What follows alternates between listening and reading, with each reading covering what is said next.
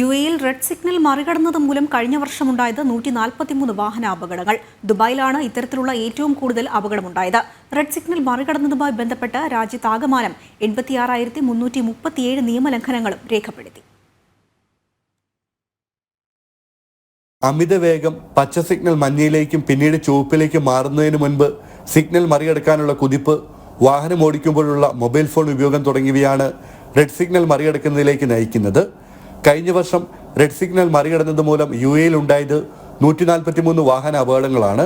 ഇത്തരത്തിലുള്ള 89 അപകടങ്ങളുമായി ദുബായിയാണ് ഏറ്റവും മുന്നിൽ. അബുദാബിയിൽ 43 അപകടങ്ങളാണ് ഉണ്ടായത്. റെഡ് സിഗ്നൽ മറികടന്നതുമായി ബന്ധപ്പെട്ട് രാജ്യത്ത് മൊത്തം 86,337 നിയമലംഘനങ്ങൾ രേഖപ്പെടുത്തി.